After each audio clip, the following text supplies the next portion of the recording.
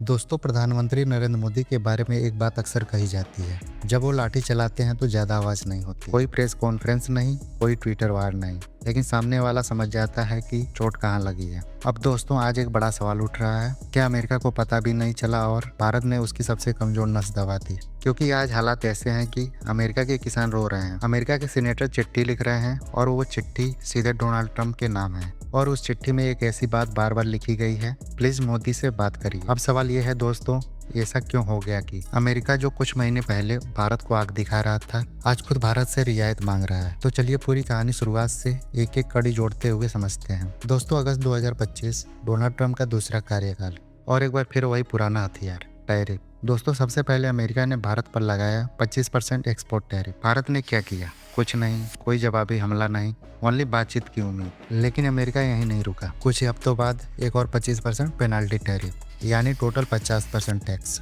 अब दोस्तों, ये सीधा सीधा संदेश था, हम दबाव बनाएंगे, भारत झुकेगा। और इसी दौरान एक बयान आया जिसे आज अमेरिका खुद बुलाना चाहता है। अमेरिका के कॉमर्स सेक्रेटरी हावर्ड लुटनिक, उन्होंने कहा था 2 month India will come on its knee. India will say sorry. Then Trump will decide what to do with Modi.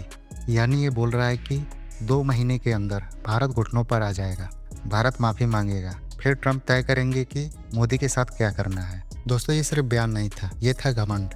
अब जरा ध्यान रखिए, उन्होंने कहा था 2 महीने, आज हम उन्हीं 2 महीने के बाद खड़े हैं और गेम पूरी तरह उलट चुका है। भारत ने तुरंत बयान नहीं दिया, कोई प्रेस रिलीज नहीं, कोई आक्रामक बयान नहीं। लेकिन 30 अक्टूबर 2025 को भारत ने एक छोटा सा नोटिफिकेशन निकाला, 30% काउंटर टैरिफ, केवल और केवल अमेरिकी दालों पर। कोई स्टील नहीं, कोई टेक्नोलॉजी नहीं, सीधा किसान।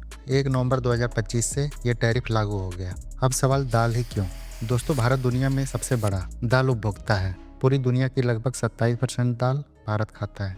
दाल अमेरिका उगाता है, लेकिन ज्यादातर भारत के लोग ही खाते हैं। अमेरिका की दाल जैसे पीली मटर, चना, मसूर, ड्राई बीन्स, इन सब का सबसे बड़ा बाजार भारत है और भारत ने वहीं 30% टैरिफ लगा दिया। दोस्तों, सबसे ज्यादा चोट कहाँ लगी? अमेरिका के 2 राज्य, पहला नॉर्थ डकोटा, दूसरा मोंटाना। ये दोनों राज्य कनाडा बॉर्डर से लगे हैं। यहाँ सबसे ज्यादा दाल की खेती होती है और यहाँ के किसान सीधे ट्रंप के वोट बैंक हैं।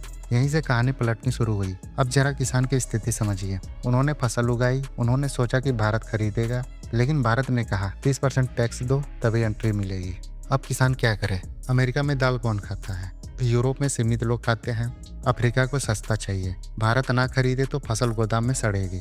यहीं से शुरू हुई लॉबिंग, प्रेशर और फिर सीनेटर की चिट्ठी, वो चिट्ठी जिसने कहानी खोल दी। जनवरी 2026, अमेरिका के 2 senator, Steve Daines Montana, Kevin Cramer North Dakota, इन्होंने राष्ट्रपति ट्रंप को एक ऑफिशियल लेटर लिखा।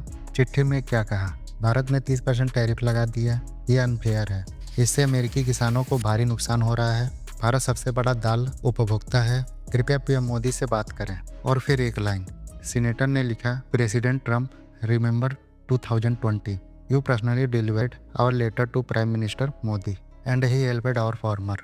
यानी साफ शब्दों में, पहले भी मोदी ने हमारी मदद की थी, इस बार भी करवा दीजिए।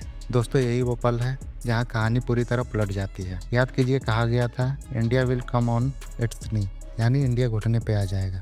आज क्या हो रहा है? अमेरिकी किसान, अमेरिकी सीनेटर, अमेरिकी राष्ट्रपति से कह रहे हैं, प्लीज मोदी से बात कर लीजिए। भारत की रणनीति क्या थी दोस्तों? भारत ने कोई बड़ा शोर नहीं मचाया, WTO में रोना नहीं, मीडिया में चिल्लाना नहीं, सीधा टारगेटेड स्ट्राइक, ऐसे सेक्टर पर टैरिफ जहां अमेरिका कमजोर है, जहां ट्रंप का वोट बैंक है। यही साइलेंट पावर डिप्लोमेसी है। अब सबसे बड़ा सवाल, क्या भारत झुकेगा?